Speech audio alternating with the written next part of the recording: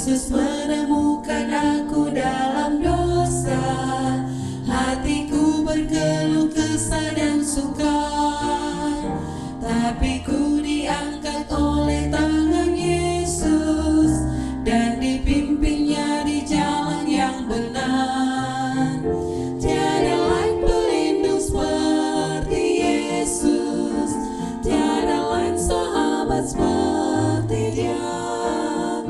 Tiada lain penebus yang menghapus dosa, aku dipeliharanya. Tiap hari Tuhan beri janji yang baru, bertambahlah aku insaf kasih-Nya. Tapi tak ku mengerti tebusan itu, hingga kelak ku lihat Yesus di surga. Tiada lain pelindung seperti Yesus, tiada lain sahabat seperti Dia.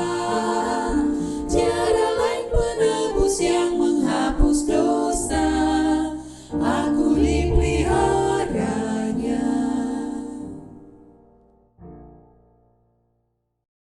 Mari kita tunduk kepala, kita berdoa bersama-sama.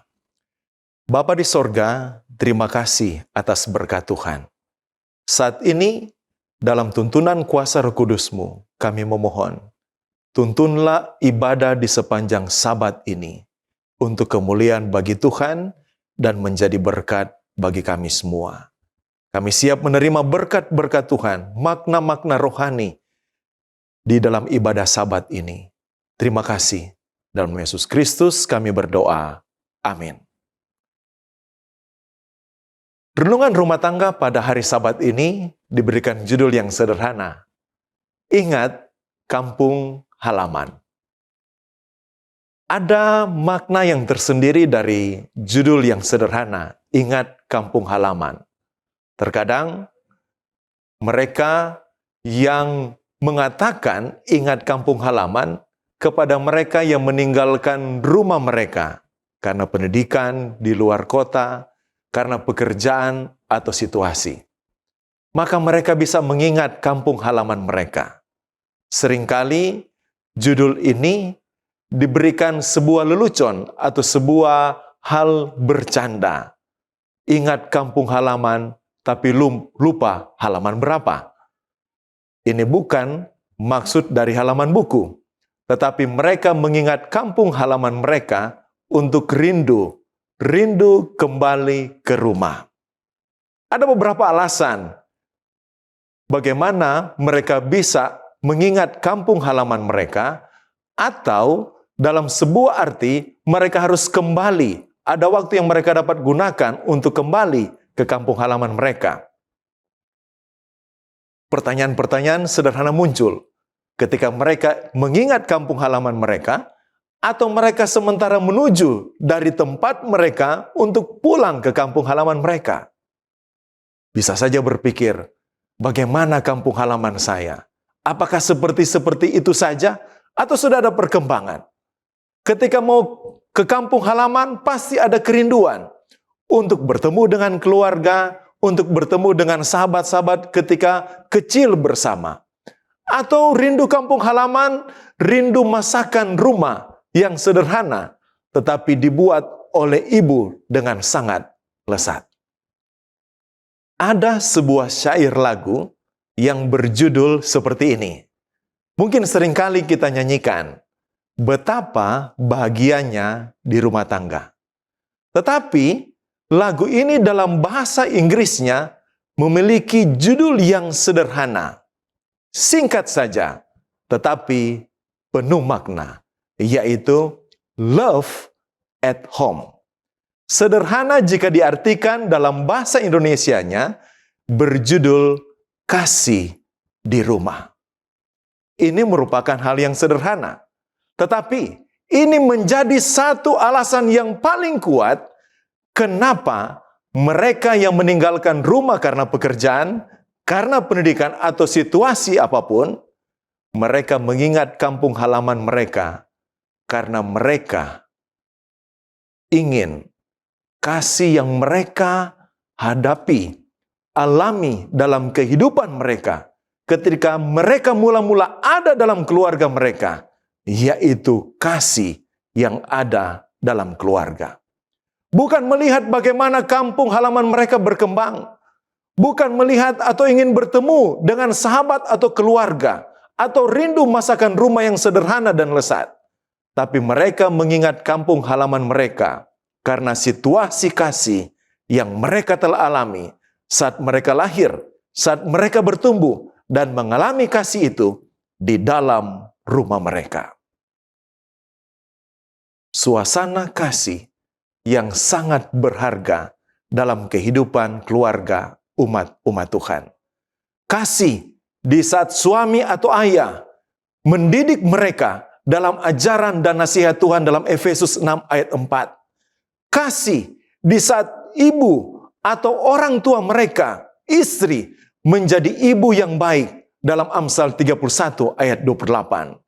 Kasih di saat suami dan istri menjalankan rumah tangga mereka dalam kasih dan tuntunan Tuhan dalam Kolose 3 ayat 18 dan 19. Kasih di saat orang tua mengajarkan perintah Tuhan dalam Ulangan 6 ayat yang ke-7. Dan kasih bertumbuh saat anak-anak menghormati orang tua seperti hukum kelima dalam Keluaran 20 ayat 12. Dan saat anak-anak menurut nasihat orang tua dalam kebenaran seperti yang ada dalam Efesus 6 ayat 1. Ternyata lagu Betapa Bahagianya di Rumah Tangga memiliki judul yang sederhana, Love at Home. Kasih akan selalu bertumbuh dalam rumah tangga keluarga Allah, dimanapun anggota keluarga itu berada. Suasana kasih akan dibawa oleh setiap anggota keluarga saat mereka mungkin meninggalkan kampung halaman mereka. Dan kasih itu akan bertemu kembali saat meninggalkan rumah. Dan kasih itu akan bertemu kembali, berkumpul lagi saat mereka merindukan kasih itu yang ada dalam rumah tangga keluarga umat Tuhan. Dan ingat, itu akan terjadi saat Ia datang kembali, menjemput umat-umatnya, menjemput setiap keluarga rumah tangga umat Tuhan. Kita akan kembali ke kampung halaman kita yang sesungguhnya, dalam kerajaan sorga, di mana sumber kasih itu berasal. Ingat kampung halaman, ingat kasih yang Tuhan berikan dalam setiap rumah tangga untuk selalu bertumbuh dalam kasih Tuhan. Tuhan Yesus memberkati kita. Amin.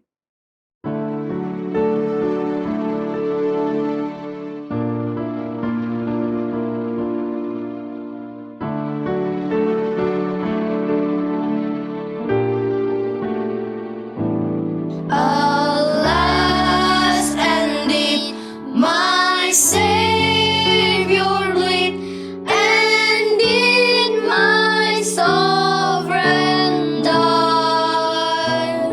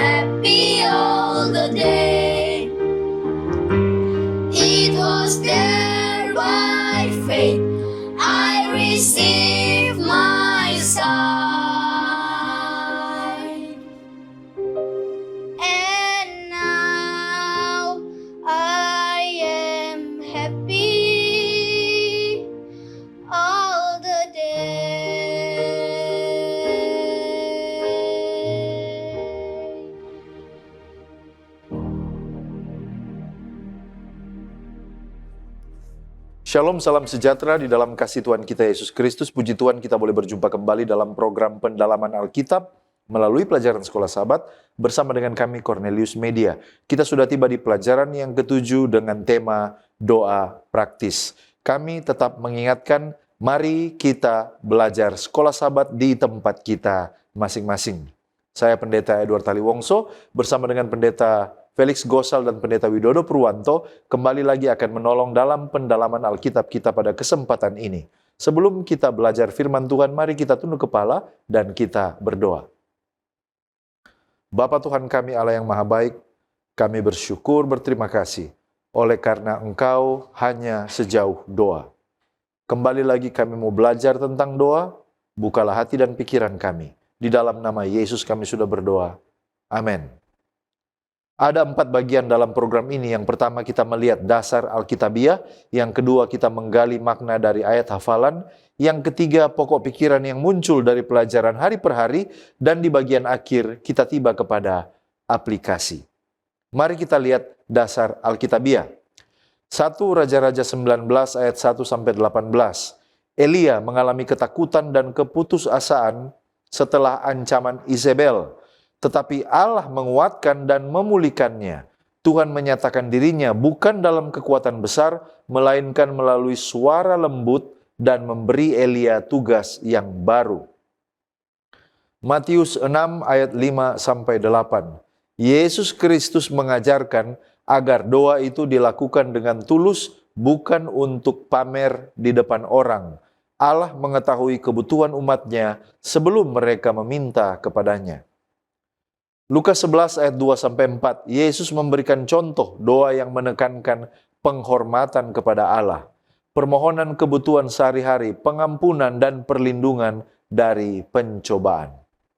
Matius 6 ayat 5-15, Yesus menegaskan pentingnya doa yang sederhana, tulus dan berfokus pada kehendak Allah, bukan pengulangan-pengulangan yang kosong. Daniel 9 ayat 4-19, Daniel mengakui dosa bangsanya dan memohon belas kasihan Allah dengan kerendahan hati. Doanya menunjukkan pertobatan, pengakuan dosa, dan kepercayaan pada kasih setia Tuhan. Roma 8 ayat 26-27, Roh Kudus menolong kelemahan orang percaya dalam berdoa dan menjadi pengantara sesuai kehendak Allah. Bahkan ketika manusia tidak tahu apa yang harus didoakan, Roh Kudus memahami isi hati mereka. Sekarang kita melihat pengertian judul doa praktis. Apa yang dimaksud doa praktis menurut pelajaran pekan ini? Doa praktis adalah doa yang nyata, jujur, dan diterapkan dalam kehidupan sehari-hari, bukan sekedar kata-kata ritual atau formalitas agama. Nah, dalam pelajaran sepanjang pekan ini, doa praktis itu dilihat oleh tokoh-tokoh Alkitab atau dipraktekkan oleh tokoh-tokoh Alkitab seperti Hana, Elia, dan Daniel. Mereka ini membawa pergumulan, ketakutan, kebutuhan, pengakuan dosa, harapan mereka juga ucapan syukur mereka langsung kepada Allah. Apa keuntungan orang Kristen berdoa yang praktikal? Orang Kristen perlu berdoa secara praktis karena doa itu menghubungkan hidup sehari-hari dengan kuasa dan kehendak Allah. Melalui doa, orang percaya memperoleh kekuatan rohani, penghiburan, hikmat, damai sejahtera, arah hidup, dan juga ketekunan dalam iman. Doa juga membuat hati itu lebih peka terhadap kehendak Tuhan dan menjaga hubungan yang erat dengannya seperti ranting yang terus melekat pada pokok anggur. Pertanyaan yang paling penting, bisakah doa saya merubah keputusan Tuhan? Nah, dalam beberapa peristiwa Alkitab, doa memang mempengaruhi tindakan Allah terhadap manusia. Ada beberapa contoh. Contohnya Musa berdoa bagi Israel setelah mereka berdosa dengan anak lembu emas. Dan Tuhan menahan hukuman yang hendak dijatuhkan. Keluaran 32 ayat 31-32. Yang berikut, Elia berdoa dan Tuhan menurunkan api dari langit serta hujan setelah masa kekeringan. 1 Raja-Raja pasal 18. Kemudian ada juga Hana berdoa dengan sungguh-sungguh dan Tuhan mengaruniakan Samuel. 1 Samuel 1. Lalu kemudian ada juga Daniel, berdoa memohon belas kasihan bagi bangsanya dan Tuhan menjawab melalui nubuat tentang pemulihan dan Mesias. Itu ada di Daniel 9. Namun, ini bukan berarti doa mengubah karakter atau rencana kekal Allah. Tidak. Yang berubah adalah cara Allah menjalankan kehendaknya di dalam responnya terhadap iman dan permohonan doa manusia. Mengapa? Karena Allah sudah mengetahui kebutuhan manusia sebelum mereka berdoa, Matius 6 ayat 8. Tetapi doa diberikan agar manusia membangun hubungan, membangun ketergantungan dan kerjasama dengan Allah. Bagaimana berdoa secara praktis? Berdoa secara praktis berarti berdoa dengan jujur dan terbuka, mencurahkan isi hati kepada Allah. Berdoa secara teratur dan disiplin seperti Daniel. Doa secara praktis artinya kita menyertakan pujian, syukur, pengakuan dosa dan permohonan. Berdoa dengan kerendahan hati bukan untuk pamer secara rohani. Berdoa sesuai dengan kehendak Allah dan menyerahkan hasilnya kepada kedaulatan Allah. Lalu yang berikut, berdoa secara praktis artinya terus berdoa walaupun jawaban belum kelihatan. Ellen White dalam buku That I May Know Him halaman 272 menyatakan, betapa berharganya doa dalam senyap. Jiwa yang bercakap-cakap dengan Allah. Doa dalam senyap hanya didengar oleh Allah yang mendengarkan doa. Tak ada telinga yang ingin tahu yang boleh mendengar isi permohonan itu.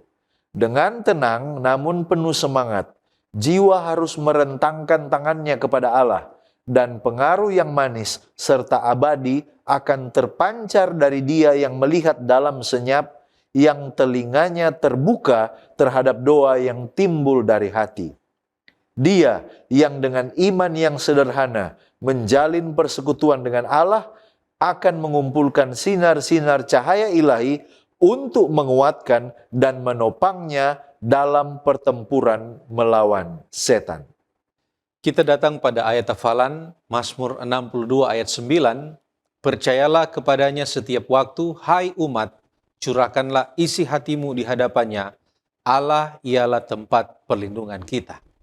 Nah, mari kita lihat apa konteks dan latar belakang ayat ini. Yang pertama, Mazmur 62 ini ditulis oleh Raja Daud. Dan judul Mazmur ini menyebut bahwa ini adalah Mazmur Daud yang dinyanyikan di bawah pimpinan Yedutun, seorang pemimpin pujian di Bait Suci. Nah, konteks sejarahnya di sini kemungkinan besar adalah saat Daud sedang dalam pelarian dari anaknya Absalom yang memberontak saat itu tercatat di dalam 2 Samuel pasal 15 sampai 18. Dan saat itu Daud dikhianati oleh orang yang terdekat, difitnah dan nyawanya terancam. Dan ayat ini lahir bukan dari ruang takhta yang nyaman, tetapi dari medan perang. Kehidupan di mana Daud merasa tidak ada manusia yang bisa diandalkan sepenuhnya. Kemudian yang kedua, kita bisa lihat bahwa dalam konteks Yahudi, Mazmur 62 ini digolongkan sebagai Mazmur kepercayaan atau Psalm of Trust. Mazmur seperti ini sering dinyanyikan dalam ibadah bait suci baik secara pribadi maupun komunal. Dan umat Israel akan menyanyikannya untuk mengingatkan satu sama lain bahwa di tengah ketidakpastian politik, ancaman musuh atau krisis pribadi, Tuhan tetap menjadi sandaran yang tidak goyah. Frasa selah yang muncul beberapa kali dalam Mazmur ini adalah tanda musik untuk jeda sejenak. Ini adalah tanda di mana mereka akan merenung dan juga mengundang jemaat untuk meresapi kebenaran yang baru saja dinyanyikan sebelum lagu ini kemudian dilanjutkan. Kemudian yang ketiga, latar belakang teologis yang bisa kita lihat di sini menunjukkan adanya kontras yang tajam antara percaya kepada manusia dan percaya kepada Allah. Di ayat 10, Daud memperingatkan jangan percaya kepada pemerasan. Apabila harta bertambah, janganlah kamu mengikatkan hati. Dalam budaya kuno yang mengagungkan kuasa militer, kekayaan, dan koneksi politik, Daud justru menyatakan bahwa semuanya itu sia-sia.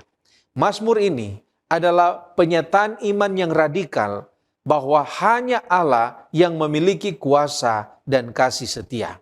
Seventh-day Adventist Bible Commentary Jilid 3 halaman 777 mengatakan, Mazmur ini menasihati manusia dalam cobaan apapun yang mereka hadapi untuk sepenuhnya percaya kepada Allah, karena tidak ada manusia yang dapat memberikan pertolongan yang berarti. Mari kita lihat pengertian frasa di dalam ayat ini. Apa pengertian percaya setiap waktu? Kemudian apa pengertian curahkanlah isi hati? Dan apa pengertian Allah sebagai tempat perlindungan? Nah, yang pertama, frasa percayalah kepadanya setiap waktu, ini berarti kepercayaan yang konsisten. Bukan percaya pada situasi tertentu saja.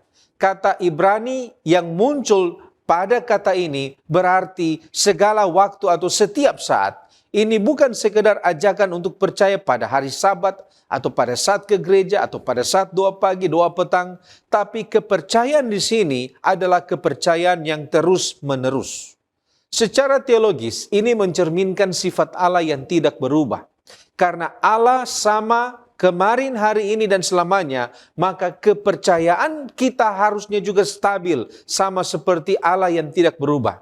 Tidak naik turun seperti emosi atau keadaan. Setiap waktu di sini mencakup saat senang atau saat susah, saat doa dijawab dan saat doa dijawab tidak. Kemudian yang kedua, frase curahkanlah isi hatimu, ini di dalam kata Ibrani, kata mencurahkan ini sering digunakan untuk menuangkan cairan.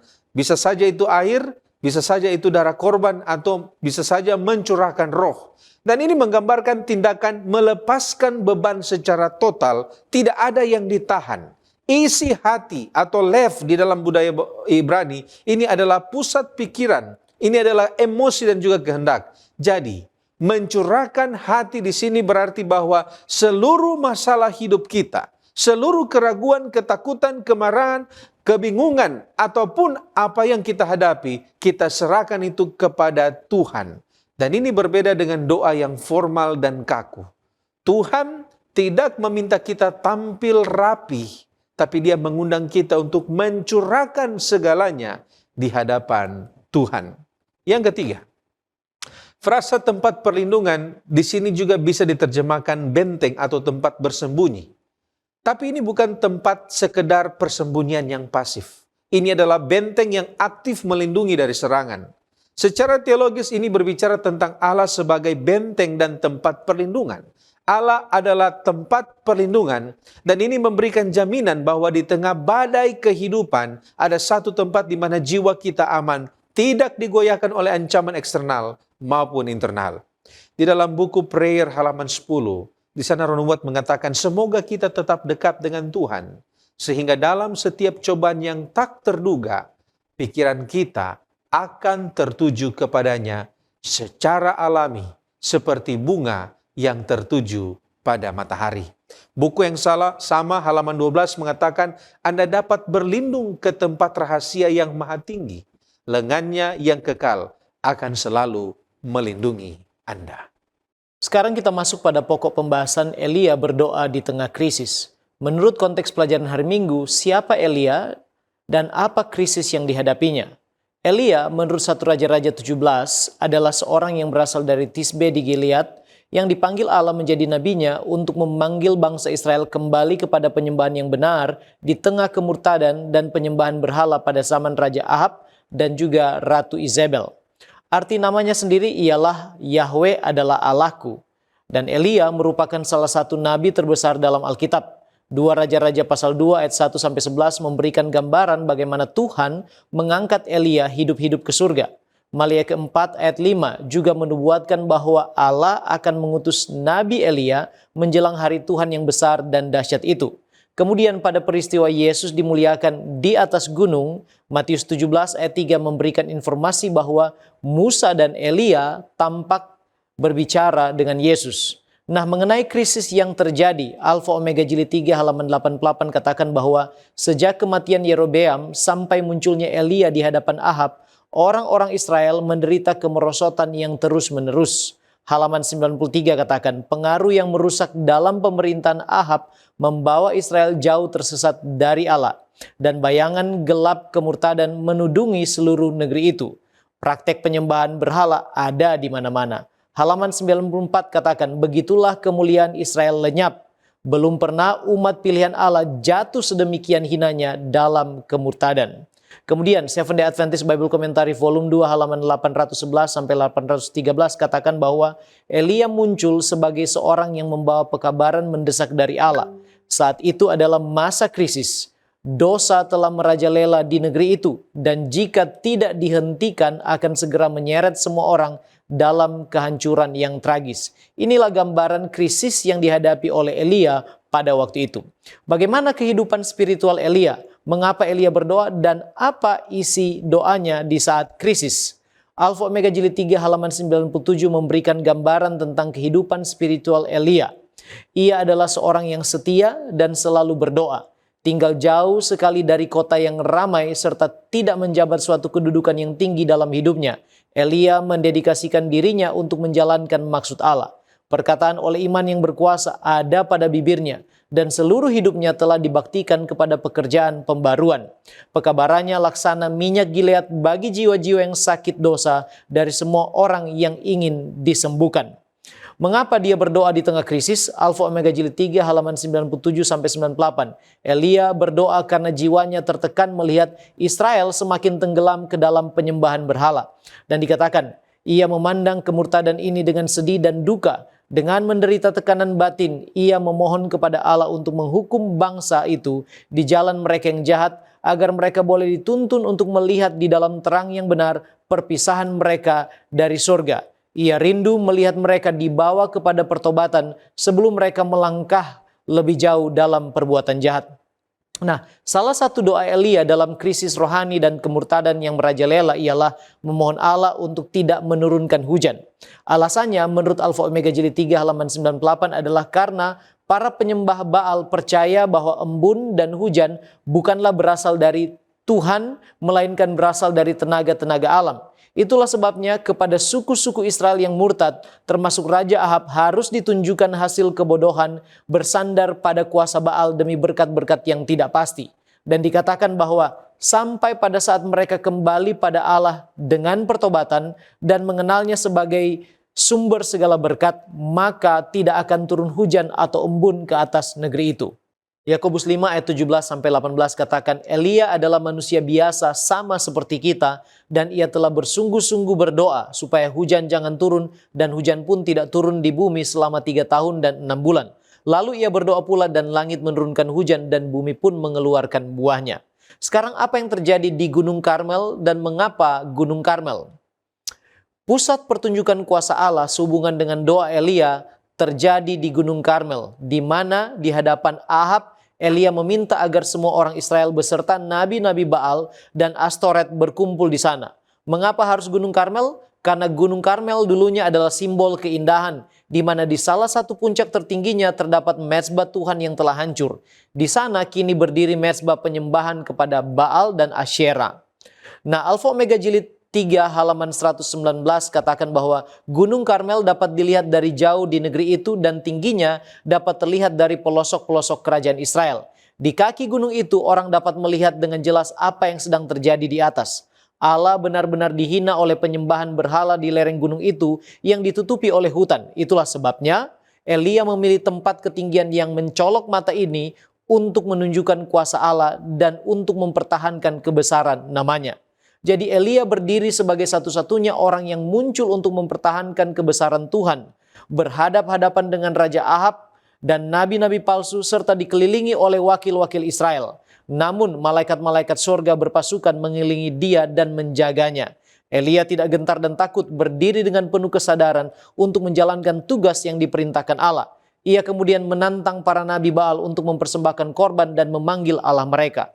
1 Raja-Raja 18 ayat 26 katakan bahwa mereka mengambil lembu yang diberikan kepada mereka, mengolahnya dan memanggil nama Baal dari pagi sampai tengah hari. Katanya, ya Baal, jawablah kami. Tetapi tidak ada suara, tidak ada yang menjawab. Mereka terus melakukannya, namun ayat 29b katakan, tidak ada yang menjawab. tidak ada perhatian.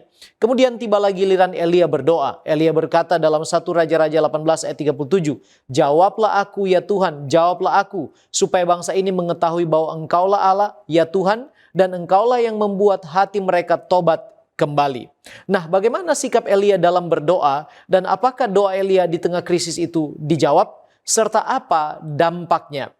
Alfa Omega Jilid 3 halaman 123 gambarkan bahwa sikap Elia dalam berdoa yang pertama ialah dia memperbaiki dulu mezbah Tuhan yang sudah hancur di Gunung Karmel itu. Dikatakan baginya tumpukan reruntuhan ini lebih berharga daripada semua mezbah kafir yang teramat mulia itu. Ia kemudian mendirikan batu-batu menjadi mezbah demi nama Tuhan. Dan yang kedua, Elia dengan tenang mempersiapkan korban bakaran, persembahan bagi Tuhan di atas mezbah itu. Elia kemudian mengajak orang-orang Israel untuk mendekat, yaitu merendahkan hati serta berbalik kepada Allah.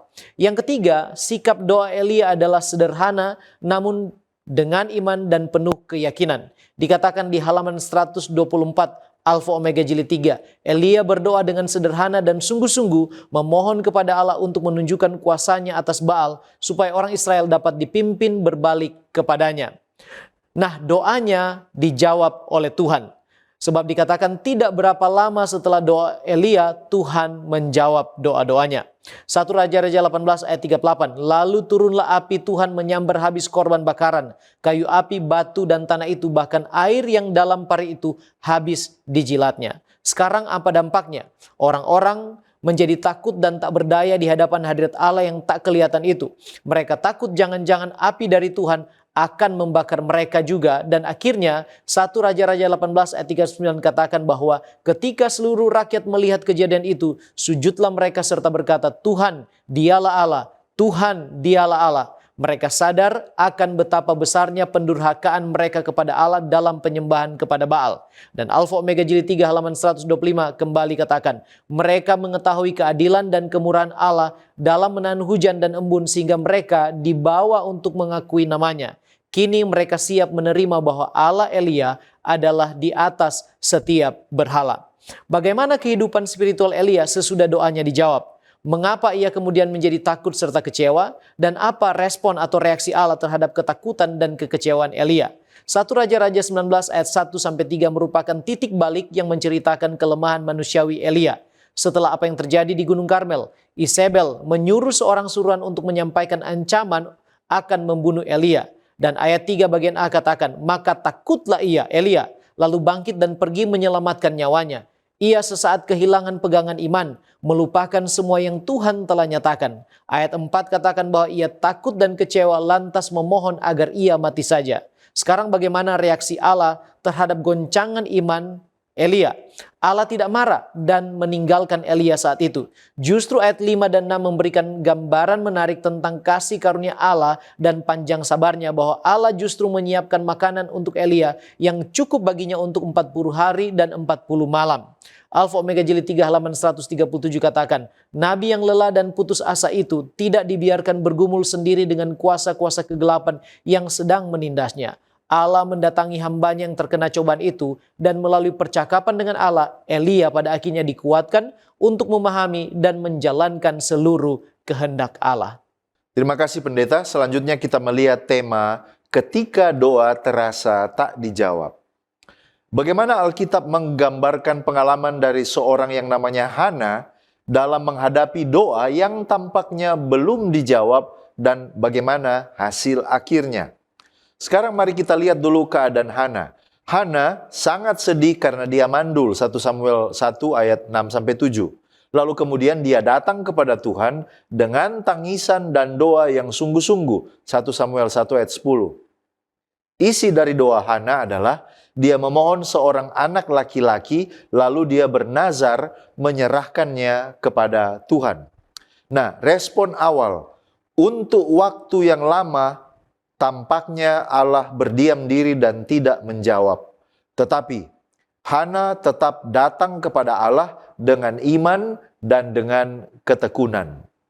Akhirnya hari itu tiba. Allah akhirnya memberikan Samuel pada waktunya Tuhan sendiri. 1 Samuel 1 ayat 19-20.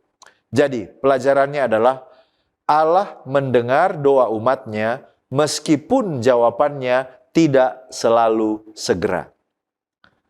Bagaimana kita memahami janji doa dalam Alkitab ketika doa tampaknya tidak dijawab sesuai dengan harapan kita? Mari kita lihat janji doa. Dalam Matius 7 ayat 7 dikatakan, mintalah maka akan diberikan kepadamu. 1 Yohanes 5 ayat 14-15 dikatakan doa itu harus sesuai dengan kehendak Allah.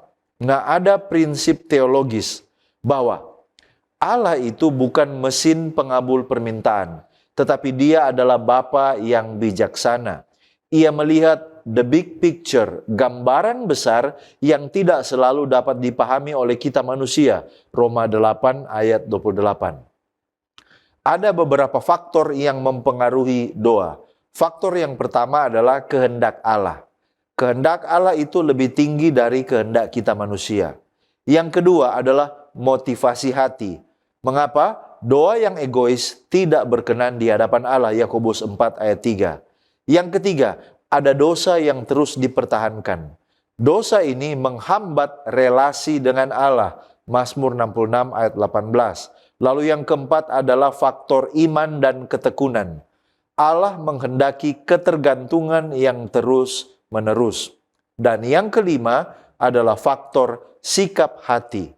Kerendahan hati membuka jalan bagi kasih karunia. Yakobus 4 ayat 6. Ada contoh di dalam Alkitab yaitu Rasul Paulus. Kita tahu bahwa Allah tidak mengangkat duri dalam dagingnya, tetapi Allah memberi jawaban yang lebih dalam. Cukuplah kasih karuniaku bagimu. 2 Korintus 12 ayat 9. Jadi, sebenarnya ini menjawab keberatan bahwa kalau Allah baik, mengapa doa tidak selalu dikabulkan? Jawabannya adalah karena kasih Allah bukan sekedar memberi apa yang kita mau, tetapi apa yang benar-benar terbaik di dalam hidup kita. Jadi, pelajaran ini menjawab tuduhan bahwa doa kita itu sia-sia. Tidak. Alkitab menunjukkan bahwa doa itu membentuk karakter dan memperdalam hubungan kita dengan Allah. Respon kita terhadap doa yang tertunda sangat dipengaruhi oleh bagaimana kita memandang Allah. Kalau kita melihat Allah penuh kasih, kalau kita melihat Allah penuh bijaksana, maka kita akan tetap percaya walaupun kita harus menunggu. Pertanyaan selanjutnya, apa yang dapat kita lakukan secara praktis ketika kita merasa doa kita belum dijawab oleh Allah? Yang pertama, tetap datang kepada Allah. Curahkan isi hati kita kepadanya. Mazmur 62 ayat 9. Jangan berhenti berdoa. 1 Tesalonika 5 ayat 17. Lalu, periksa hati kita. Evaluasi motivasi dan sikap diri kita. Lalu bertobat kalau seandainya ada dosa yang belum diserahkan. Berpegang terus pada firman Tuhan. Tinggal di dalam Kristus dan firman-Nya, Yohanes 15 ayat 7. Lalu ingat janji dan kesetiaan Allah di masa lalu. Belajar percaya di dalam masa penantian. Menunggu bukan berarti kita sudah ditolak. Penantian ini dapat memperdalam iman dan ketergantungan kita kepada Tuhan. Lalu yang berikut, mungkin kita perlu mengampuni orang lain. Oleh karena ada hati yang belum bersih sehingga doa belum dijawab. Lalu, fokus pada karakter Allah. Kemudian, praktik nyata. Mari kita mencoba menulis jurnal doa untuk melihat bagaimana Allah bekerja dari waktu ke waktu, lalu kemudian bersyukur bahkan sebelum jawaban doa itu terlihat, kita tetap harus selalu bersyukur kepada Allah. Ellen White dalam Conflict and Courage halaman 228 mengatakan, rencana kita tidak selalu sama dengan rencana Tuhan. Dalam kasih dan perhatiannya yang penuh kasih kepada kita, seringkali Dia lebih memahami kita daripada kita memahami diri kita sendiri. Menolak untuk membiarkan kita secara egois mengejar pemenuhan ambisi kita sendiri. Banyak hal yang Dia minta, kita serahkan kepadanya. Tetapi dengan melakukan hal ini, kita hanyalah melepaskan apa yang menghalangi kita dalam perjalanan menuju surga. Di kehidupan yang akan datang, Misteri-misteri yang di sini telah mengganggu dan mengecewakan kita akan dijelaskan. Kita akan melihat bahwa doa-doa kita yang tampaknya tidak terjawab dengan harapan-harapan yang pupus itu sebenarnya termasuk di antara berkat-berkat yang terbesar kita. Kita tiba pada pokok diskusi mengenai Yesus mengajarkan kita bagaimana berdoa. Nah, mungkin kita bertanya, apa perbedaan doa yang sederhana dengan doa yang panjang? Nah, doa mana yang berharga di telinga Tuhan? Yang pertama, doa yang panjang belum tentu lebih berharga jika motivasinya adalah untuk pamer kesalehan di depan orang lain. Ini juga seperti yang dikritik Yesus di dalam Matius pasal 6 ayat 5. Doa semacam ini fokus pada penampilan dan kata-kata yang indah. Sebaliknya, doa yang sederhana berharga karena lahir dari kejujuran hati yang tulus. Dan Tuhan tidak menilai doa berdasarkan durasi ataupun kosakata yang rumit, tetapi berdasarkan kebenaran di dalam batin. Mazmur pasal 51 ayat 8. Kemudian yang kedua, Yesus memperingatkan agar kita tidak bertele-tele seperti orang yang tidak mengenal Allah. Seolah-olah dia mendengar karena kita banyak berbicara. Matius pasal 6 ayat 7. Doa panjang seringkali terjebak dalam pengulangan kata-kata yang hampa.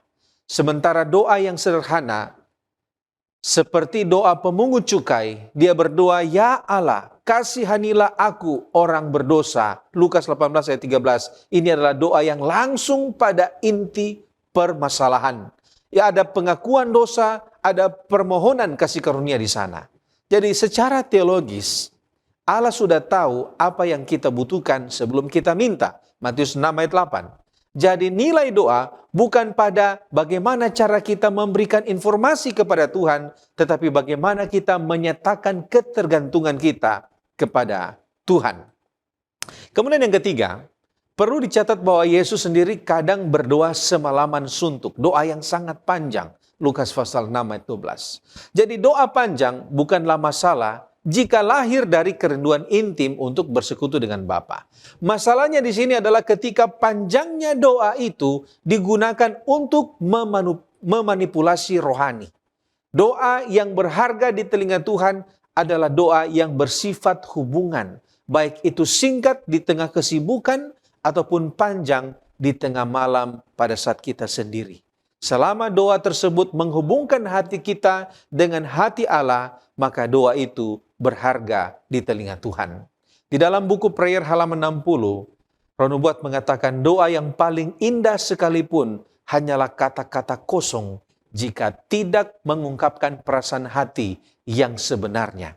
Tetapi doa yang berasal dari hati yang tulus, ketika kebutuhan sederhana jiwa diungkapkan, inilah doa iman. Tuhan tidak menginginkan pujian seremonial kita, tetapi seruan hati yang tak terucapan, dan hancur dan tertunduk karena kesadaran akan dosa dan kelemahan yang mendalam. Menemukan jalannya kepada Bapa segala belas kasihan. Nah, mari kita lihat pertanyaan selanjutnya, mengapa kita harus memanggil Allah sebagai Bapa di dalam doa kita? Yang pertama, memanggil Allah sebagai Bapa adalah hak istimewa yang diberikan kepada mereka yang telah diadopsi menjadi anak-anak Allah melalui iman kepada Kristus. Galatia pasal 4 ayat 6. Jadi ini bukan sekedar gelar hormat, tetapi ini adalah sebuah pernyataan hubungan darah secara rohani. Kemudian yang kedua, di dalam budaya kuno, mendekati raja yang agung itu sangat menakutkan dan penuh dengan protokol yang ketat. Tetapi dengan menyebut Tuhan sebagai Bapa, Yesus meruntuhkan tembok ketakutan itu. Kita bisa datang dengan segala kelemahan, kegagalan, dan kebutuhan kita tanpa takut ditolak karena seorang Bapa yang baik tidak menolak anaknya yang datang meminta roti. Matius 7 ayat 9-11. Kita diterima karena kita adalah anak-anak Allah, bukan karena seberapa hebat kita di dalam performan pelayanan kita.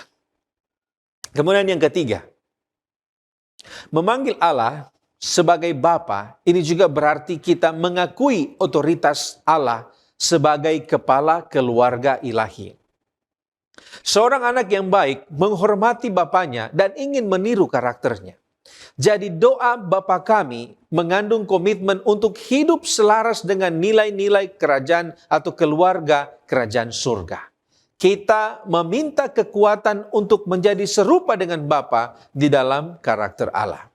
Di dalam prayer halaman 290, Rono Buat mengatakan Yesus mengajarkan kita untuk menyebut Bapanya sebagai Bapa kita.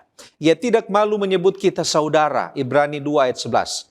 Begitu siap dan begitu bersemangatnya hati juru selamat untuk menyambut kita sebagai anggota keluarga Allah. Sehingga dalam kata-kata pertama yang harus kita gunakan ketika mendekati Allah, ia menempatkan jaminan hubungan ilahi kita, Bapa kami.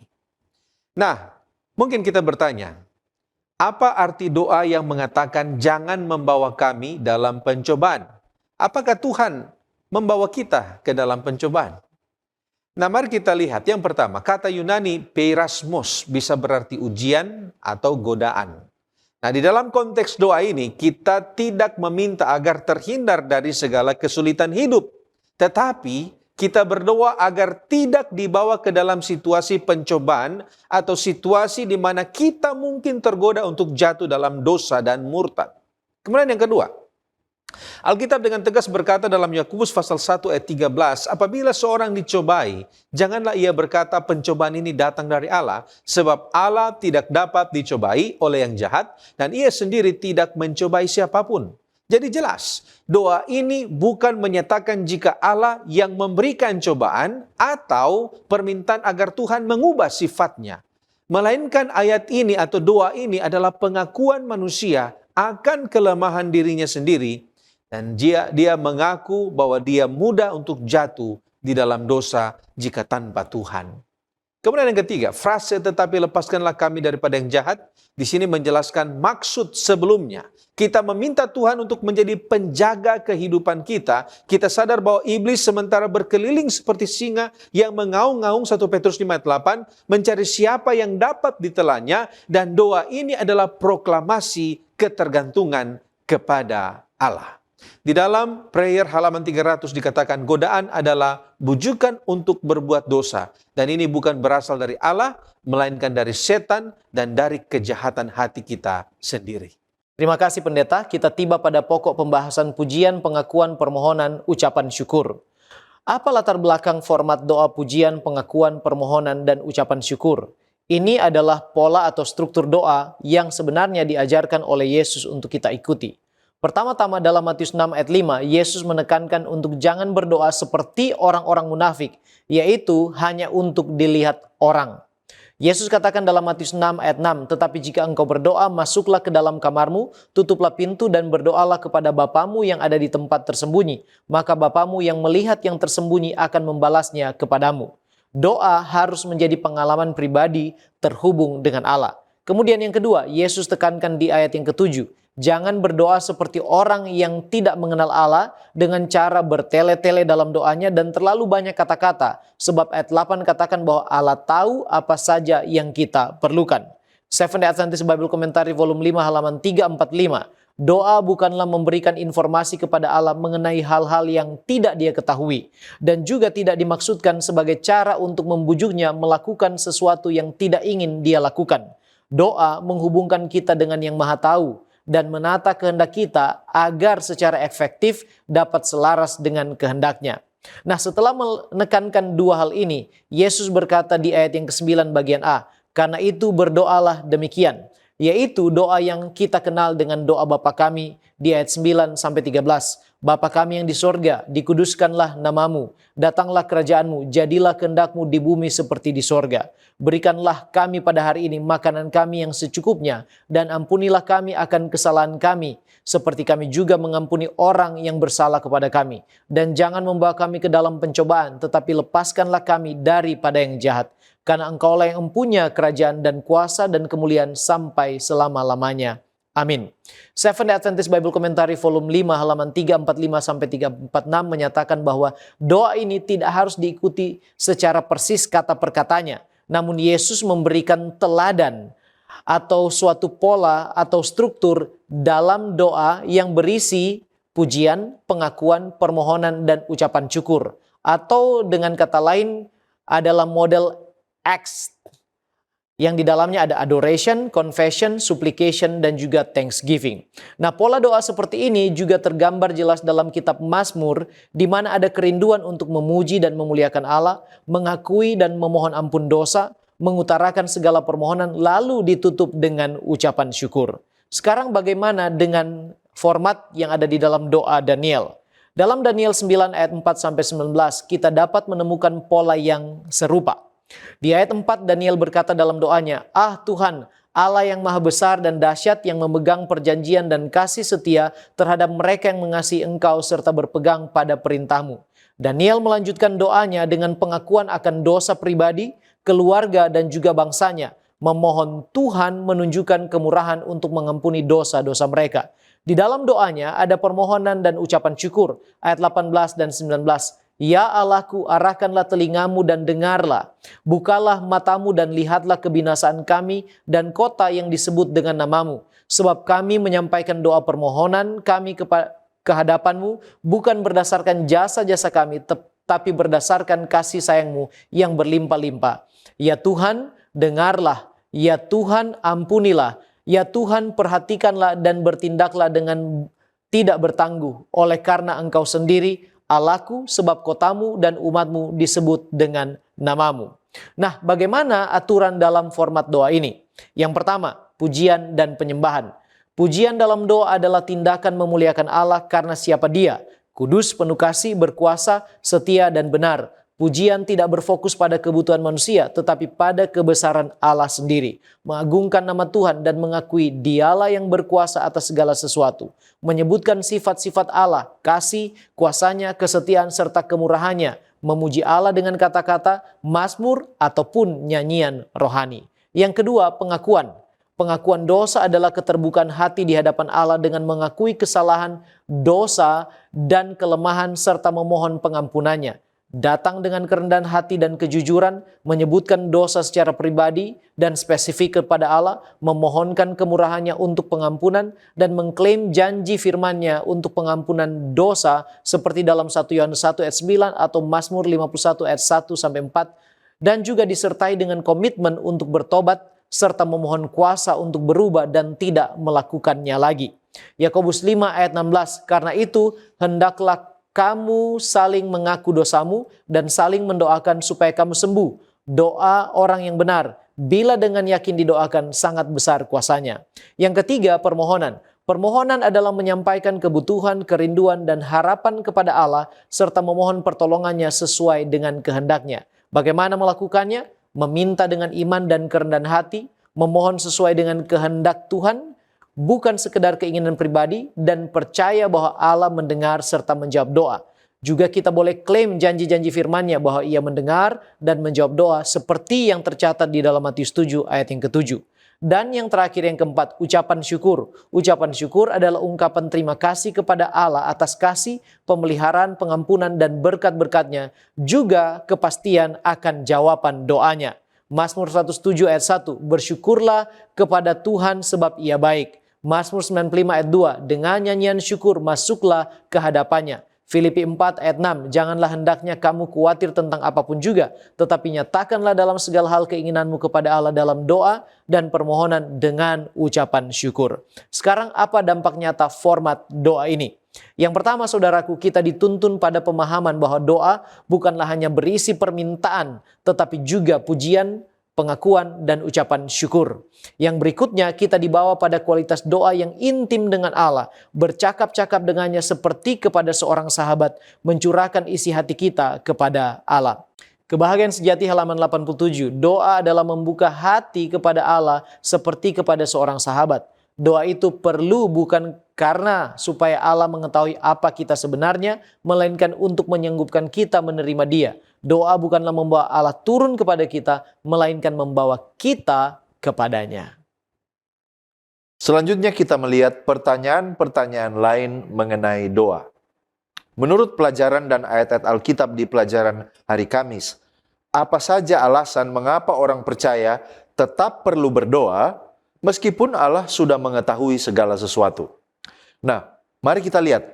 Allah memang maha mengetahui. Allah mengetahui kebutuhan dan isi hati manusia menurut Mazmur 139 ayat 1 sampai 4. Tetapi doa tetap diperlukan minimal oleh karena 5 alasan. Yang pertama, doa membawa manusia mendekat kepada Allah. Yang kedua, doa menolong manusia mengakui bahwa kita itu betul-betul bergantung sepenuhnya kepadanya. Yang ketiga, doa membuka hati kita untuk menerima pengutusan dan pekerjaan Allah. Yang keempat, doa memberi ruang bagi Roh Kudus untuk menjadi pengantara kita, Roma 8 ayat 26-27. Dan yang terakhir, doa itu menjaga hubungan pribadi kita dengan Allah. Ada beberapa jenis doa yang disebutkan. Contohnya doa pribadi, Matius 6 ayat 6. Ada juga doa keluarga atau kelompok kecil, Matius 18 ayat 20, Kisah 12 ayat 12. Juga ada doa di tengah-tengah jemaat, doa jemaat yaitu contohnya Yakobus 5 ayat 13 sampai 16. Di dalam pelajaran ini kita juga dihimbau untuk mendengarkan suara Allah. Pertanyaannya, bagaimana cara kita mendengarkan suara Allah? Yang pertama, melalui firman-Nya. Terlebih adalah kita belajar Alkitab karena Allah berbicara melalui firman-Nya. Lalu yang berikut dalam waktu teduh, di mana kita mengkombinasikan antara doa dan baca Alkitab. Di waktu teduh inilah Allah berbicara kepada kita. Apa hubungan antara doa, iman, dan kehendak Allah?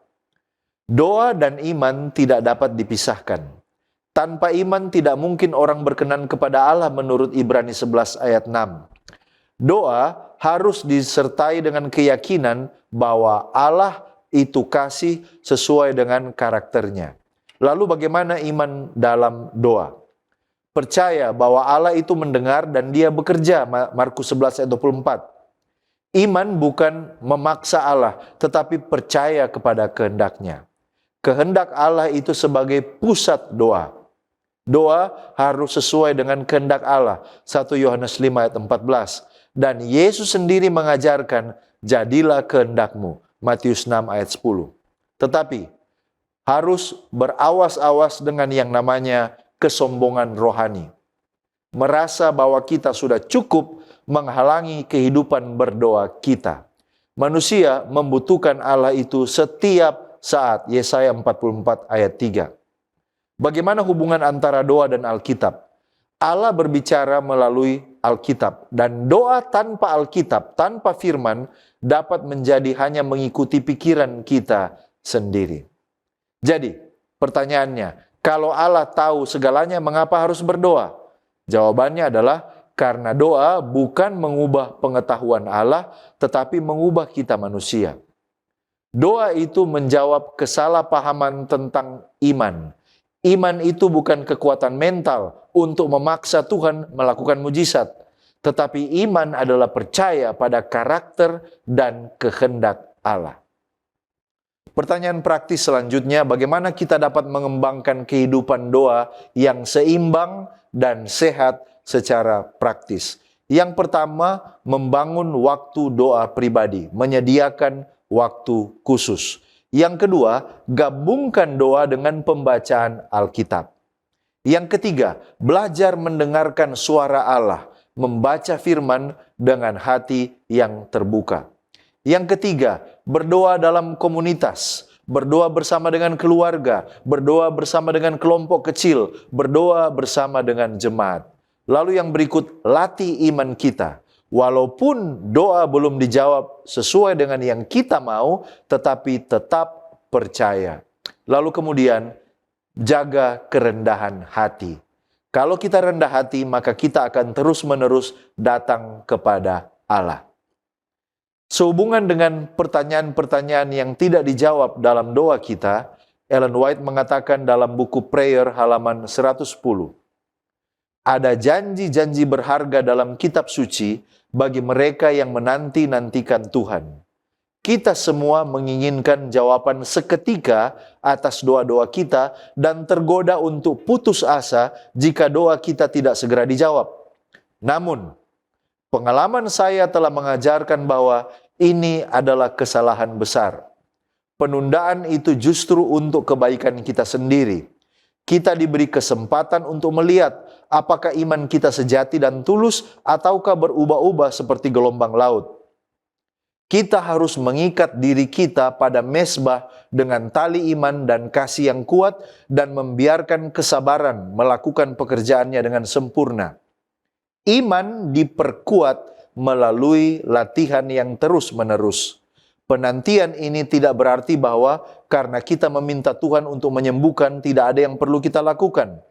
Sebaliknya, kita harus memanfaatkan sebaik-baiknya sarana yang telah disediakan Tuhan dalam kebaikannya untuk memenuhi kebutuhan kita.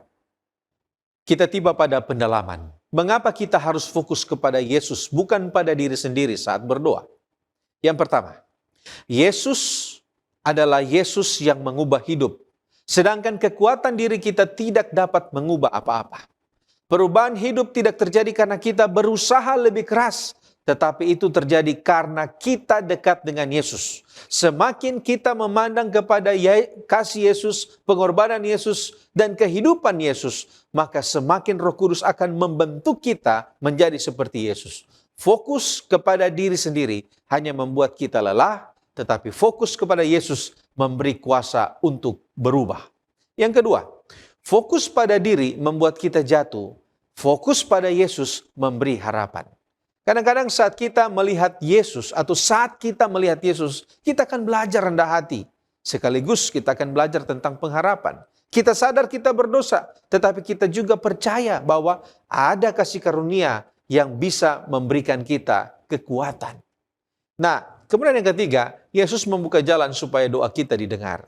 Kita bisa datang kepada Allah dengan berani bukan karena kita baik, tapi karena Yesus menjadi pengantara kita. Berdoa dalam nama Yesus berarti percaya bahwa kita diterima oleh Bapa karena Kristus. Karena itu kita tidak perlu takut ataupun ragu saat kita berdoa. Di dalam prayer halaman 219 dikatakan berdoa dalam nama Yesus. Lebih dari sekedar menyebut nama itu di awal atau di akhir doa.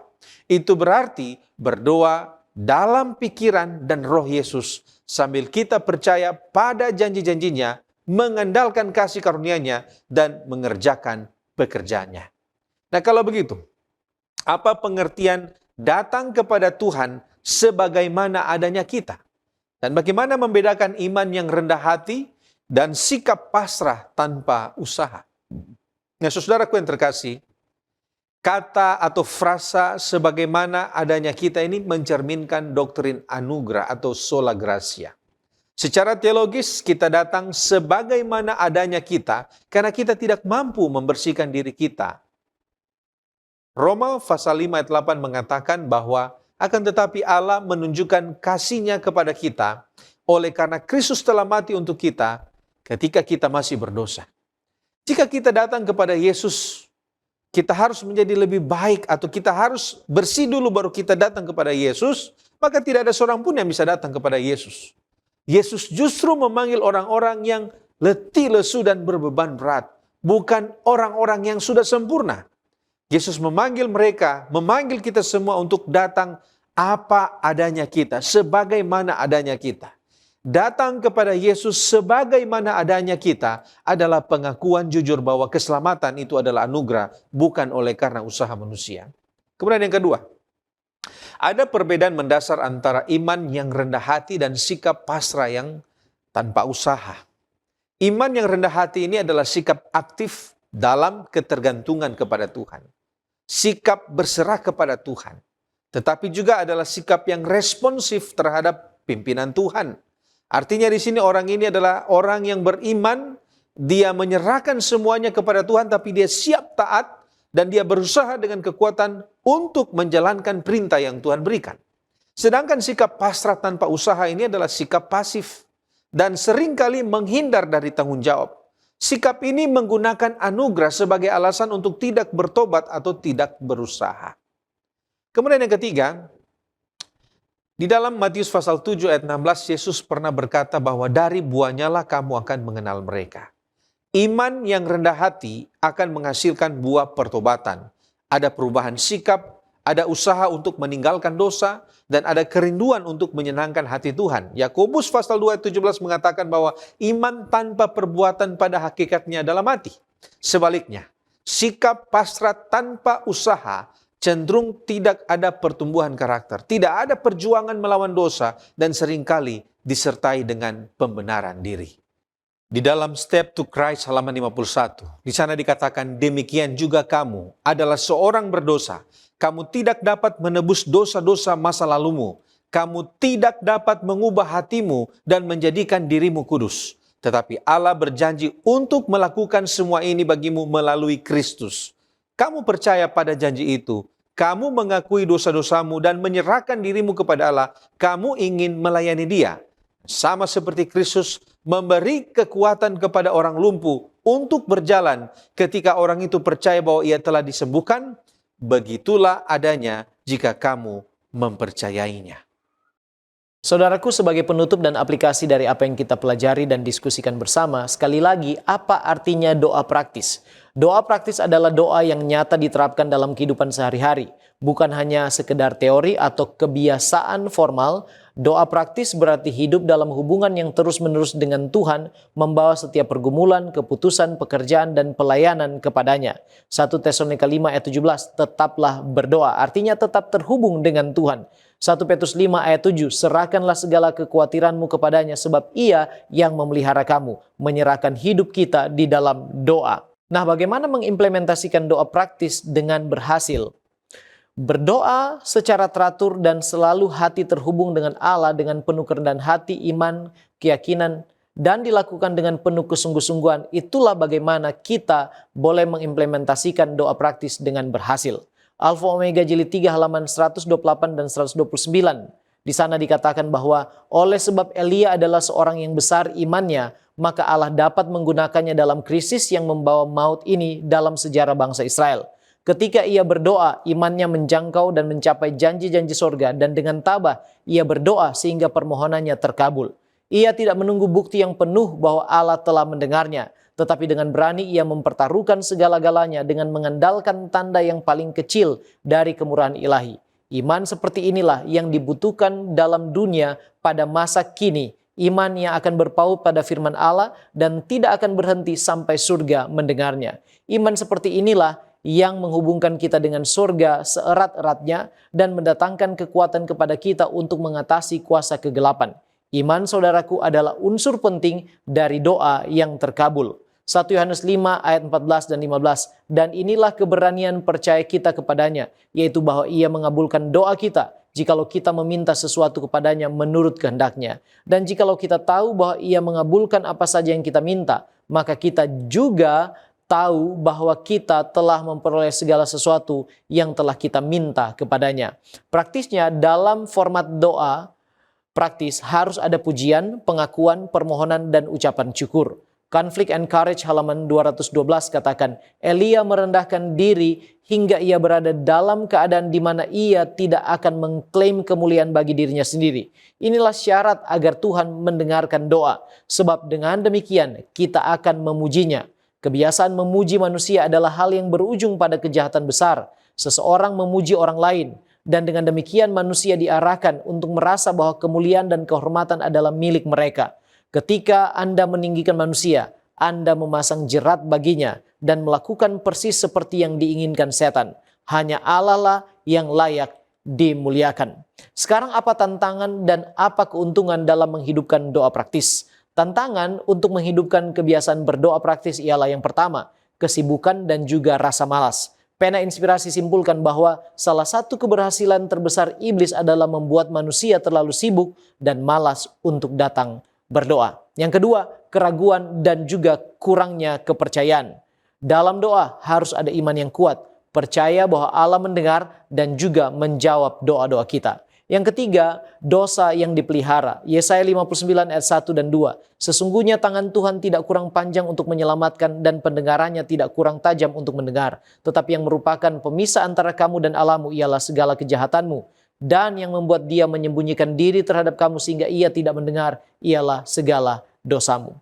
Nah, kebiasaan doa praktis yang dihidupkan akan membuat kita memiliki hubungan yang intim dengan Tuhan, memberi kekuatan dalam menghadapi cobaan, dan memberikan damai sejahtera serta menolong kita bertumbuh secara rohani. Orang Kristen yang bertumbuh adalah orang Kristen yang berdoa. The Sanctified Life halaman 93. Doa harian sama pentingnya bagi pertumbuhan dalam kasih karunia, bahkan bagi kehidupan rohani itu sendiri sebagaimana makanan jasmani bagi kesehatan fisik. Kita harus membiasakan diri untuk sering mengarahkan pikiran kepada Allah dalam doa. Dan jika pikiran melayang, kita harus mengembalikannya dengan usaha yang tekun. Kebiasaan itu pada akhirnya akan membuatnya menjadi mudah. Sebagai manusia, kita banyak kekurangan dan kelemahan, saudaraku. Mari kita minta kuasa dari Allah melalui Roh Kudus untuk menyanggupkan kita menghidupkan kebiasaan doa yang praktis terhubung dengan Allah setiap waktu. Dan Roma 8 ayat 26 katakan, demikian juga Roh membantu kita dalam kelemahan kita. Sebab kita tidak tahu bagaimana sebenarnya harus berdoa, tetapi Roh sendiri berdoa untuk kita kepada Allah dengan keluhan-keluhan yang tidak terucapkan. Mari kita tunduk kepala dan berdoa.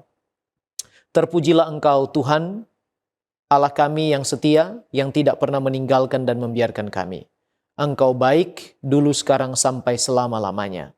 Kami bersyukur atas kesempatan kami boleh belajar bersama akan kebenaran firman-Mu. Kami manusia yang lemah dan terbatas. Kami mohon kiranya Engkau mengurapi kami dengan hikmat sorga dan menuntun kami dengan kuasa Roh Kudus, supaya kami dapat dibawa kepada pemahaman yang benar akan kehendak-Mu dan diberi kuasa untuk mempraktekkan itu dalam kehidupan kami. Tolong kami di dalam kehidupan doa kami sehari-hari kepadamu.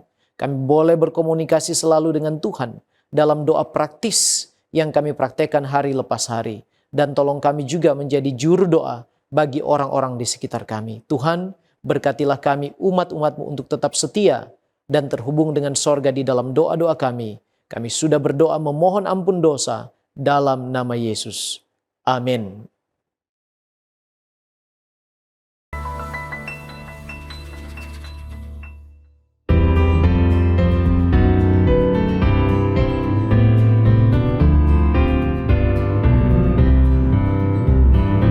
Yesus bagaikan gembala, kami ini dombanya. Dia pimpin dan menjaga selama kami di dunia. Tuhan Yesus, kami jadi milik-Mu. Tuhan Yesus, kami jadi milik-Mu. Ya Gembala, pimpin kami pada jalan yang lurus, agar kami jangan lari dari kandang yang kudus. Tuhan Yesus, dengarlah doa kami. Tuhan Yesus, dengarlah doa kami. Engkau sudah janji pula menjemput yang tersesat. Tuhan, Engkau maha murah menolong orang benar. Tuhan Yesus, kami datang padamu. Tuhan Yesus, kami datang padamu.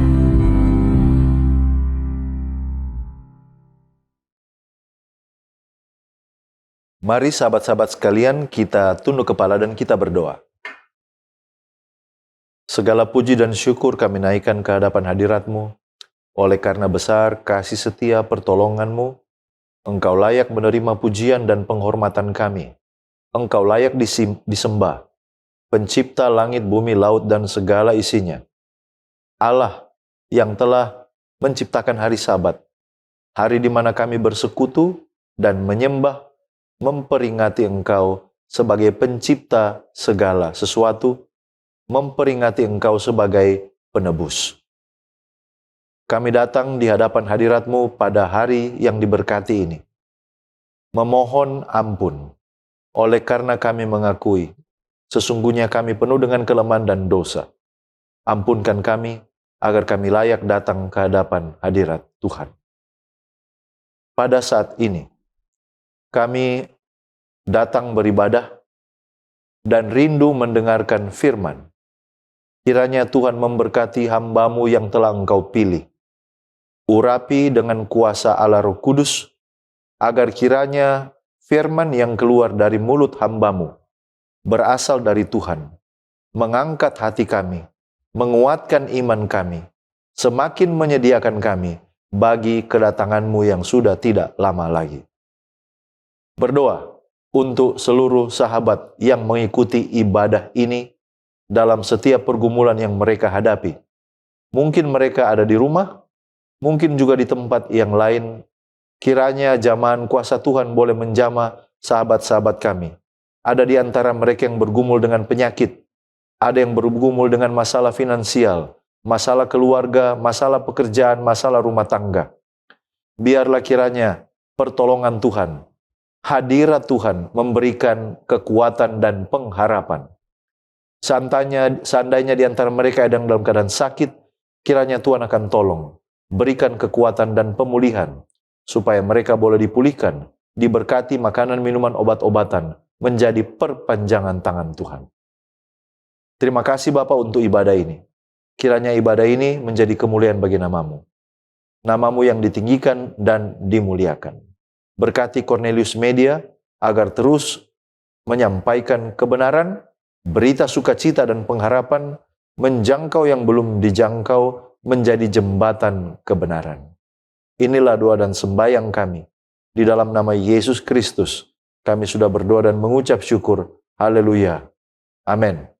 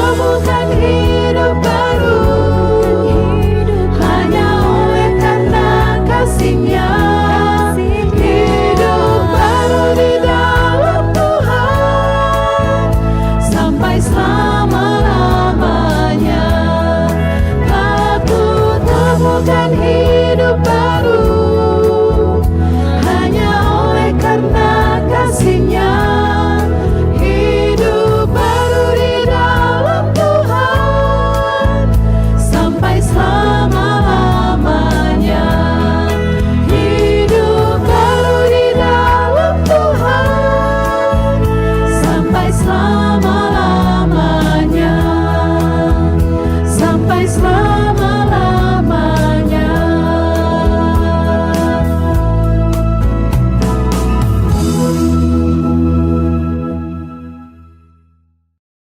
Shalom, selamat hari Sabat untuk kita sekalian. Kita bersyukur kepada Tuhan, oleh karena berkat penyertaan Tuhan bagi kita semua, kita boleh beribadah dan kita boleh merenungkan firman Tuhan. Mari kita berdoa untuk firman Tuhan saat ini. Bapa di sorga, kami rindu untuk diberkati, kami rindu untuk mendapatkan kekuatan, lewat firman Tuhan yang kami akan renungkan saat ini. Tuhan bersama dengan kami. Di dalam nama Tuhan Yesus kami berdoa. Amin. Renungan atau khotbah pada Sabat ini, saya beri judul adalah Belajar dari Hal yang Kecil. Belajar dari yang kecil. Berdasarkan Amsal 30 ayat 24 sampai 28.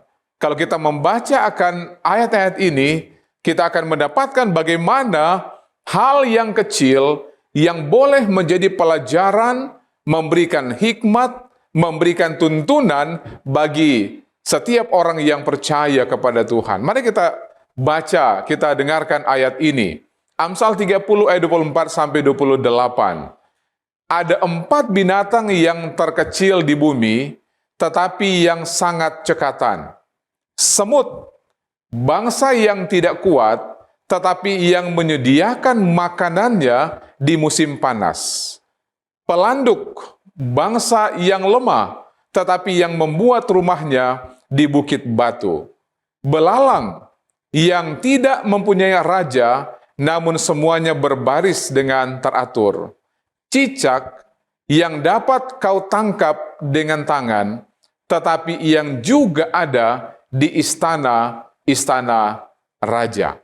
Di dalam ayat-ayat ini, paling kurang ada 4 binatang yang sederhana yang boleh kita lihat dan kita boleh pelajari apa kira-kira yang boleh memberikan pelajaran di dalam kehidupan kita sebagai orang yang percaya. Mari kita mulai dari yang pertama, semut. Semut ini mereka lemah, ya, mereka tidak kuat, tetapi mereka pintar di dalam menyimpan makanan di musim panas. Kalau kita baca dalam Amsal 6 ayat 6 sampai 16, bahkan di sana pelajaran yang boleh didapatkan di sana, ayat 6 dikatakan, hai pemalas, pergilah kepada semut, perhatikanlah lakunya dan jadilah bijak. Ini ayat yang sering dihafal ya di mana-mana. Ini menjadi satu nasihat yang sangat baik. Ayat yang ke-7 dikatakan, biarpun tidak ada pemimpinnya, pengaturnya atau penguasanya, ia menyediakan rotinya di musim panas. Ia mengumpulkan makanannya pada waktu panen.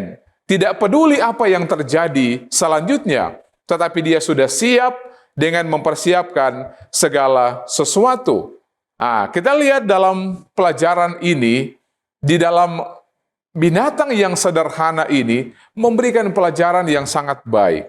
Walaupun bukan binatang yang kuat, yang besar, tetapi mereka selalu siap, mereka selalu siaga, dan menyiapkan segala sesuatu ketika mereka boleh menyiapkannya. Pelajaran yang kita boleh dapatkan dari semut ini, yang pertama adalah teguh dan penuh motivasi diri. Ya, semut adalah contoh di mana keteguhan, tetap termotivasi, walaupun kecil dalam bentuk yang kecil, ukuran yang kecil, tetapi memiliki motivasi diri.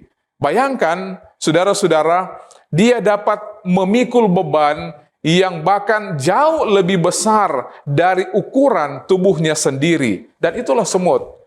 Ya, semut memberikan contoh tentang bagaimana komitmen. Semut memberikan contoh bagaimana ketulusan, bagaimana semangat yang tak tergoyahkan di dalam kehidupan. Walaupun mereka tidak punya pemimpin, kepala atau yang memerintah, namun tidak ada rintangan yang terlalu besar bagi binatang semut ini. kita lihat pelajaran yang sangat baik. Mereka adalah boleh memberikan satu pelajaran kepada kita. Yang kedua, semut adalah binatang yang pekerja keras.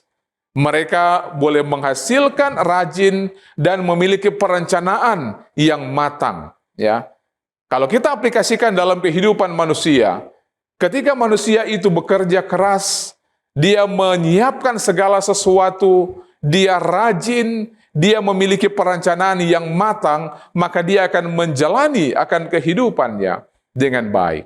Dan itu dapat kita juga ambil contoh bagaimana semut. Kemudian pelajaran yang ketiga dari semut adalah dia adalah komunikator yang baik. Kalaupun ada makanan, katakanlah di tempat yang agak jauh, semut ini dia akan informasikan dengan cara mereka, sehingga tidak lama kemudian teman-teman dari semut ini akan berkumpul di satu tempat. Kalau kita coba perhatikan, ya, di rumah kita masing-masing, dan itu sering terjadi. Ada satu makanan yang jatuh, ada ikan yang jatuh, ada nasi yang jatuh di lantai. Tidak lama kemudian, sudah ada banyak semut yang berkeliling di makanan tersebut, ya. Dan ini telah disampaikan, dikomunikatorkan atau diinformasikan kepada teman-temannya, sehingga ada banyak yang akan berkumpul di tempat itu, ya. Kemudian yang berikut contoh atau pelajaran, mengasihi dan bersatu. Ini pelajaran yang sangat baik juga bagi kita manusia.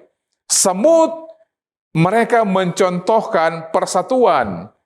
Ketika mereka bertemu, mereka menunjukkan bagaimana mereka saling menopang satu dengan yang lain. Semua untuk satu dan satu untuk semua. Ini filosofi juga yang boleh kita ambil dalam kehidupan kita manusia. Perlu ada kasih satu dengan yang lain. Perlu ada persatuan. Kita bayangkan kalau tidak ada persatuan, maka banyak hal kita tidak bisa dapatkan, tidak bisa capai kalau tidak ada persatuan. Makan bersama, mereka bekerja bersama, kemudian semut punya dua persediaan, satu untuk dirinya sendiri, sedangkan satu untuk rekan-rekannya yang lain. Filipi 2 ayat yang keempat firman Tuhan, dan janganlah tiap-tiap orang hanya memperhatikan kepentingannya sendiri, tetapi kepentingan orang lain juga. Ini pelajaran yang baik yang boleh kita dapatkan sebagai orang yang percaya. Jangan hanya perhatikan kepentingan kita sendiri. Jangan menjadi orang yang hanya cinta diri, tetapi saling berbagi, saling memperhatikan, peduli terhadap orang lain. Dan itu pelajaran yang pertama di dalam Amsal 30 ini. Yang kedua, binatang yang kecil dan sederhana adalah pelanduk. Pelanduk, mereka bukan hewan yang kuat juga, tapi mereka membuat rumah mereka di antara batu. Bukan hewan yang kuat, tetapi rumah mereka ada di antara batu. Apa pelajaran yang kita boleh dapatkan dari pelanduk ini? Pelanduk ini, mereka selalu siaga, mereka selalu waspada dan berhati-hati. Mazmur 104 ayat 18, gunung-gunung tinggi adalah bagi kambing-kambing hutan, bukit-bukit batu adalah tempat perlindungan bagi pelanduk. Mereka tinggal di gunung-gunung tinggi, di bukit-bukit batu, oleh karena mereka tahu di sanalah tempat berlindung yang paling aman. Di dalam lagu Sion nomor 219, di sana menggambarkan, menceritakan bagaimana Yesus adalah batu saman itu. Yesus batu saman yang memberikan perlindungan. Dan di saat yang sama dalam teks lagu ini dikatakan, aku bebas dari penderitaan. Berdosa dan lemahlah aku Tuhan. Batu saman itu memberikan perlindungan. Itu sebabnya di dalam Ref dikatakan, aku lari pada Tuhan. Batu saman itu adalah perlindunganku. Nah, di dalam pelajaran ini, yang kita dapatkan dari binatang yang sederhana pelanduk, ya, dia bersandar, dia berlindung di tempat yang sangat kokoh, yaitu di bukit batu. Demikian juga kita sebagai orang yang percaya. Kita mengakui bahwa kita manusia adalah lemah, tidak dapat berbuat apa-apa, maka kita harus bersandar, kita harus berlindung pada batu saman, yaitu Yesus itu sendiri. Genggaman yang kuat di antara batu, dan itu boleh memberikan kekuatan dan perlindungan. Kemudian, pelajaran yang lain dari binatang yang selanjutnya adalah belalang. Apa pelajaran kita boleh dapatkan dari belalang ini? Bersatu dalam tujuan dan arah. Belalang ini, mereka juga tidak ada raja, tidak ada pemimpin yang mengatur mereka, namun mereka maju bersama secara bergerombol. Mereka kalau datang terbang bersama-sama secara bergerombol. Apa pelajaran kita boleh dapatkan sebagai orang percaya di sana? Filipi 2 ayat yang kedua. Karena itu, sempurnakanlah sukacitaku dengan ini. Hendaklah kamu sehati sepikir dalam satu kasih, satu jiwa, satu tujuan. Sukacita yang terbesar, sukacita yang boleh didapatkan adalah ketika orang-orang percaya, mereka sehati sepikir, satu dalam kasih, satu jiwa, dan satu tujuan. Ini boleh menjadi pelajaran yang sangat baik bagi setiap orang yang percaya kepada Tuhan. Dan itu juga kita boleh dapatkan melalui bagaimana cara belalang mereka mempraktikkan akan kehidupan mereka, walaupun mereka adalah binatang yang sangat kecil dan sederhana. Kemudian, pelajaran yang keempat yang kita boleh dapatkan adalah binatang cicak. Dikatakan di dalam ayat ini, cicak mungkin dapat dipegang dengan genggaman tangan kita. Tetapi kita boleh lihat dia, temukan dia di istana-istana. Ya, kita boleh lihat bagaimana pelajaran dari cicak binatang yang sederhana ini juga. Mereka kuat dalam pegangan. Mengapa mereka ada di istana-istana? Mereka ada di gedung-gedung bertingkat. Oleh karena tanpa disadari oleh pemilik gedung tersebut, tanpa disadari oleh penjaga gedung tersebut, mereka boleh menyusup dan mereka boleh masuk di sana dan mereka tinggal di gedung-gedung istana-istana. Oleh karena mereka kuat dalam pegangan. Kalau kita lihat cicak, ya, di dinding pun mereka boleh apa? Mereka boleh berjalan, mereka boleh lari. Oleh karena kekuatan di dalam pegangan mereka. Apa pelajaran kita boleh dapatkan? 1 Timotius 1 ayat yang ke-19. Beberapa orang telah menolak hati nuraninya yang murni itu, dan karena itu kandaslah iman mereka. Kekuatan pegangan sebagai manusia yang berdosa, manusia yang lemah, kita harus berpegang kuat hanya kepada Tuhan. Melalui iman, melalui keyakinan, melalui sandaran dan harapan sebagai orang yang bergantung kepada Tuhan. Kalau kekuatannya, sandarannya kuat, bergantung sepenuhnya kepada Tuhan, maka di sanalah mereka akan apa? Bertahan. Mereka akan memiliki tujuan. Matius 24 ayat yang ke-13. Tetapi orang yang bertahan sampai pada kesudahannya akan selamat. Nah, ini pelajaran-pelajaran yang kita boleh dapatkan berdasarkan Amsal pasalnya yang ke-30 ayat 24 sampai 28 tadi. Pelajaran yang kita boleh lihat dari semut yang sederhana itu, teguh dan termotivasi. Mereka adalah pekerja keras, mereka adalah komunikator yang baik, dan mereka belajar untuk mengasihi dan bersatu. Bukankah ini hal-hal yang baik yang kita juga boleh praktekkan dalam kehidupan kita sebagai manusia? sebagai orang yang bergantung kepada Tuhan. Kemudian apa lagi? Kita boleh dapatkan pelajaran dari pelanduk. Mereka binatang yang sederhana, namun memiliki kewaspadaan dan kehati-hatian yang cukup tinggi. Kemudian mereka boleh bergantung kepada kekuatan, yaitu bukit batu. Dan itu adalah Yesus Kristus yang boleh dilambangkan. Kemudian belalang yang kita boleh lihat juga, pelajaran kita boleh dapatkan di sana adalah mereka selalu bersatu, bergerombol bersama-sama, berjalan maju bersama. Dan ini boleh menjadi pelajaran yang baik juga. Kemudian bagaimana pelajaran dari binatang sederhana yaitu cicak. Mereka tetap kuat di dalam pegangan mereka. Mereka tetap kuat di dalam mereka bergantung. Dan pelajarannya adalah bagaimana iman yang kuat yang mereka boleh lakukan, mereka boleh berikan sebagai orang yang percaya kepada Tuhan. Kalau itu diaplikasikan kepada kita manusia. Kiranya pelajaran-pelajaran ini boleh menjadi berkat untuk kita semua, sehingga kita akan senantiasa memiliki kebijaksanaan, memiliki hikmat untuk melakukan banyak hal, untuk kebahagiaan, bahkan untuk keselamatan sebagai orang yang bergantung kepada Tuhan. Tuhan memberkati kita pada Sabat ini adalah doa kita bersama. Shalom. Mari kita berdoa.